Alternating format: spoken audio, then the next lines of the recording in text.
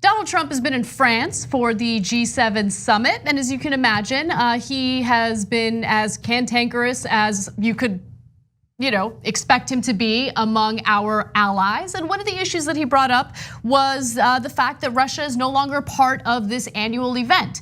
Now, Russia used to be part of this annual event until the annexation of Crimea happened in Ukraine. Trump argued strenuously that Vladimir Putin should be invited or re-invited back 5 years after Russia was rejected from the then G8 for its annexation of Crimea. Now, he makes the argument in the next clip. Let's take a quick look.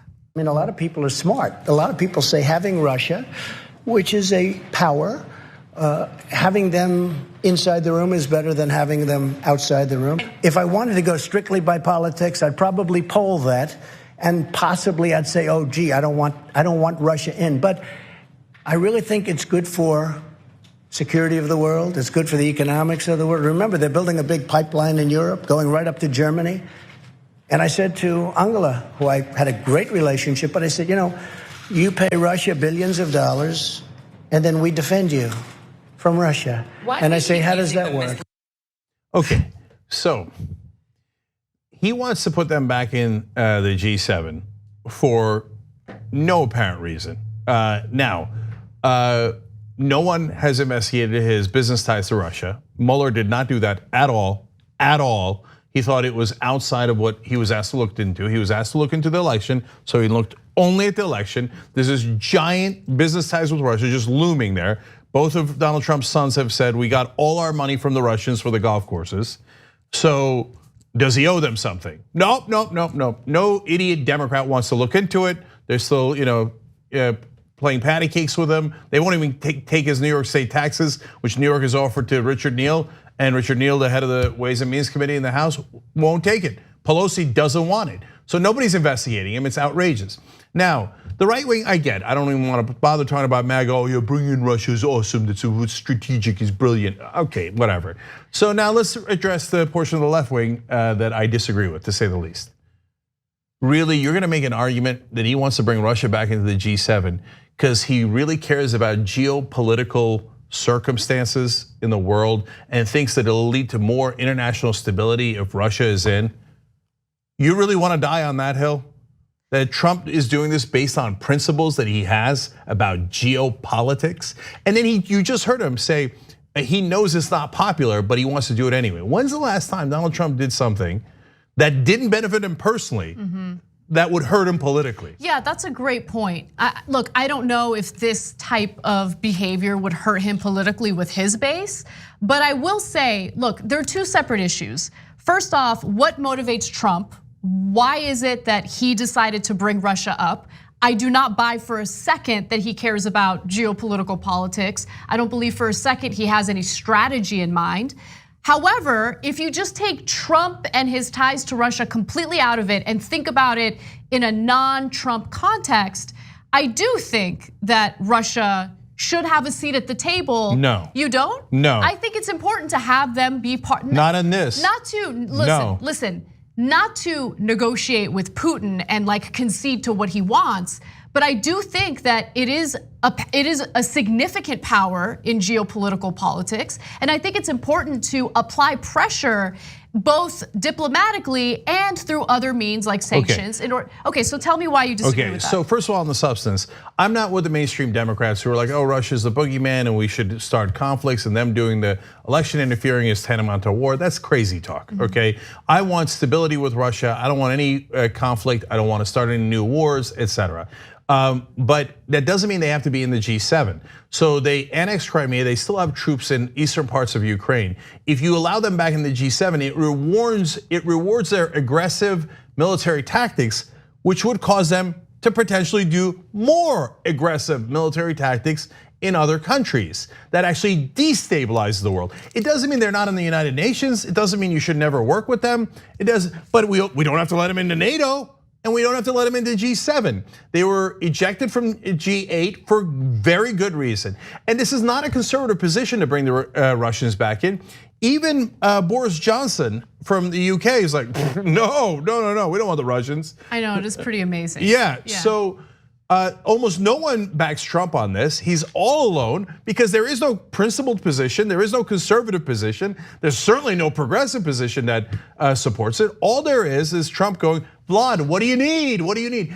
So look, we can argue about this till the cows come home, and I know I'm never going to convince that portion of the left wing that is, they think I lost my mind on it. Fine, whatever. I think you've lost your mind completely and utterly. You've become so biased on that issue that you're not open to new facts. So when Trump out of the blue comes in and goes, oh, I need Russia back in the G7. I need it right now, even though it's going to hurt me politically, but that's okay. I really want it. Why? Because I care about world civility and less conflicts, and I really care about this because of the pipeline, which I've criticized before in Germany. Really, okay. really, okay. You don't believe that. Hold on. Look, and I'll even address it. Look, I'm not questioning your intelligence because I know Glenn Greenwald is really smart. I know a lot of guys on that side are really smart.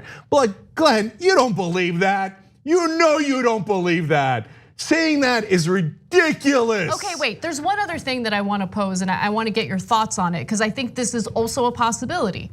So I agree with you. Again, I just want to repeat that Trump doesn't care about geopolitical politics. I'd be shocked if he ever thought about it for a single second. However, what we do know is that Trump is motivated by his money and also that he owes the Russians. Hold on, money, and there's one other thing that Trump is motivated by, and that's flattery. He likes to be around individuals who are complimentary toward him. And he has done such a great job at demonizing our longstanding allies, members of the G7, that maybe there's a possibility he wants Vladimir Putin to be part of these meetings again, these annual meetings, because he knows that Putin is going to tell him all the lovely, fluffy things that he wants to hear about himself. But even that's not true, because if you've noticed, Putin actually has barely said anything about Trump. Unlike Kim Jong-un and other leaders that have gone around kissing Trump's ass, at least verbally, while doing other things in the background, Putin hasn't done that. It's not like Putin in the press conferences goes, oh, I believe US intelligence rather than Russian intelligence. I think Donald Trump's a great leader. He hasn't said any of that. He just says, comes to the press conferences, goes, Trump, heel. And Trump goes, yes, I believe the Russians instead of my own government. Yes, Vladimir is a wonderful, strong leader. You need strength, he's very strong, right? So Reek comes in and bows, but I've never seen Putin bow. I've never seen him give like big compliments to Donald Trump. Well, look, I think that he's been very friendly with Donald Trump publicly when they have met and when they've done like joint press conferences. But one other thing is, remember, they've had a number of private meetings. Now, of course, why do they want those meetings private without any US officials part of it, without any transcript or any record of those meetings? They could be, talking about some of their shady deals or whatever. 100%. But look, I just think that Trump has this affinity toward dictatorial regimes. I think that he loves authoritarians. I think that he sees authoritarians and he feels this connection. There's like a love connection. It's happened with Duterte, it's happened with Bolsonaro in Brazil. Look, I'm giving you all the possibilities. I know, I get it. I'm giving you all the possibilities. And don't get me wrong, I don't deny that there are some business deals going on behind the scenes that should be investigated. Okay. With that said, I do think that if you do care about geopolitical issues, applying pressure through economic means and sanctions is great, and I would lean in that direction. But I want Russia to be part of the conversation and apply pressure that way as well. That's where I'm coming from. Yeah, okay. Yeah. So look, there's dictators he doesn't like. I agree with you, he likes authoritarian dictators that are on his side, but he doesn't seem to like the Iranian leaders. He doesn't seem to like Maduro, so he's pretty selective about the dictators that he likes, right? And well, you could argue about whether Maduro is a dictator or not, but certainly Trump thinks so. So there's 50 other dictators in the world that he doesn't love. He wants Venezuelan oil also. Like his business it's always about the money. Okay, last thing, guys. You can think anything you like, but you're wrong, okay? So Jesus. No, you are. And so I don't care, and you can cry about it all day long too. So the reality is you're ignoring obvious things. He goes in to meet with the Russian leader without an American translator, let alone any American government official. Like you can go and be like, oh, that once happened in 1837 as well, when there were no translators. Anyway, okay, so I'm having fun there. But overall, like they're like, oh, maybe that happened once or twice before. That's not even true. But you're trying to find excuses. His sons say we got all the money from the Russians. He does almost everything on behalf of the Russians, including weird, out of the blue things like, yeah, let's put them back in the G7 when no one else, not even any other conservative agrees with that, okay? And then on top of that, he goes has secret meetings with Putin where he doesn't want any American to hear what they're talking about. The answer is super obvious. Okay. He has business ties with the Russians, they have leverage over him, and they tell him what to do. If you want to cry about that, go cry somewhere else. Oh, no way, I think Trump is really honest about Putin. He's dishonest about everything else, but he's really honest about beloved Putin and Russia.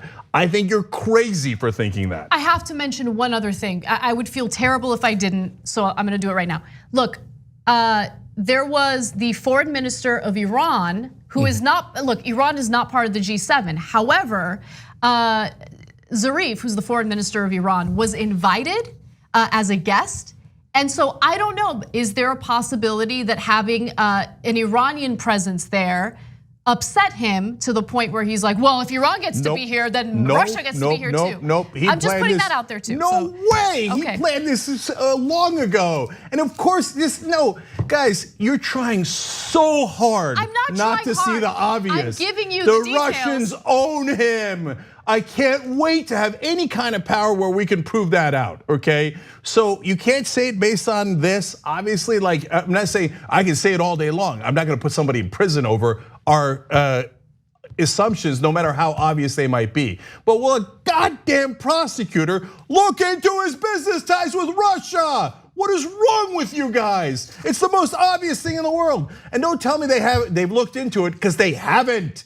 Show me the case where they looked into it. You don't have it. You just go, oh, but they look into it, so he must be guilty, he must be innocent. And if you're on the so-called left and you keep insisting and screaming from the rooftop how innocent Donald Trump is, even though you know they haven't looked into his business ties with Russia, what's your motivation?